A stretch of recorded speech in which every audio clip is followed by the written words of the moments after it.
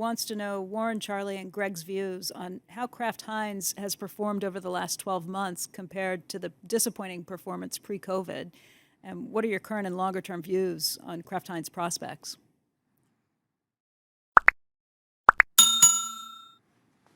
Well, I think that Greg's on the board, so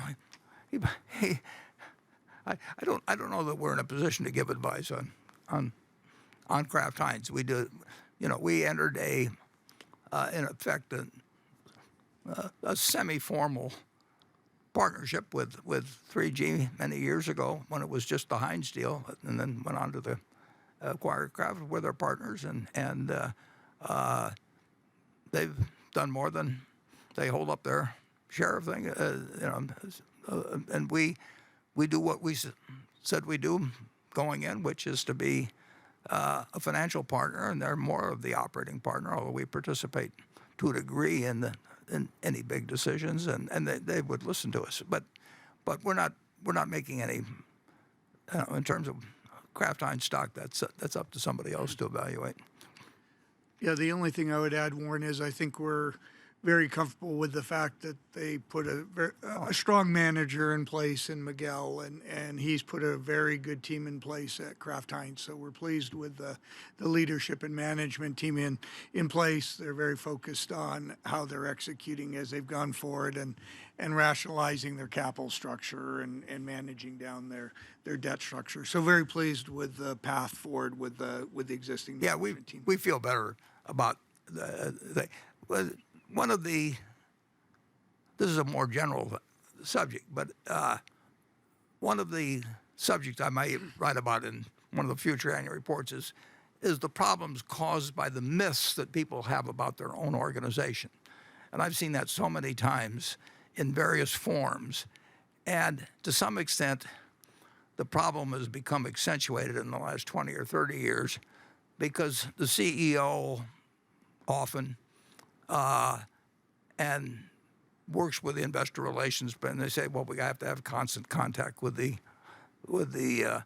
analyst community, and of course, so they go on every couple of months and they repeat certain things about their company, and it becomes part of sort of the catechism.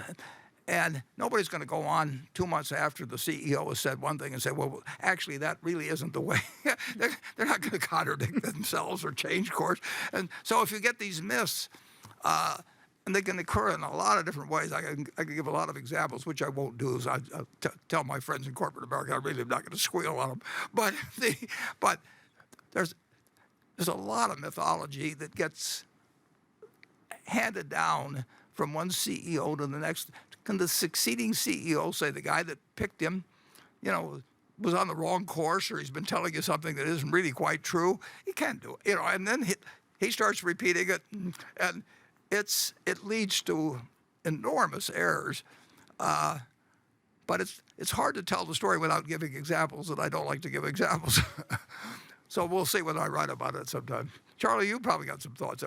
He's had a ringside seat at a lot of. He's been on boards that I haven't been on. I mean, and it doesn't just extend to business. It goes beyond that, into education and to, well, a lot of areas. What's really interesting is the way you prattle out all the time. You're pounding back in even if it's wrong.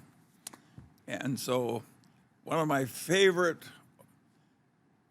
remarks in the history of human remarks was by Sir Cedric Hardwicke, who is a great British actor. And he said, I have been a great actor for so long that I no longer know what I truly think on any subject. And I think that happens to a lot of people. And it happens to virtually every politician. And it gets embedded in corporations. Gets embedded and the trouble is now the CEOs speak out so often, so if they've got some crazy thing that they're saying about their company and they keep repeating it, the subordinates aren't going to contradict it. And Charlie said they just believe it after a while, and it's dangerous. Yeah, and of course the young people get these ideas after their liberal educations. Think that God has given them direct insights, and they're just as crazy as the politician. Now, there's some old people that have it too. Yeah, well, the old people are already crazy, but they're going to die sooner. So We have our old insanities. The new insanities are the young get.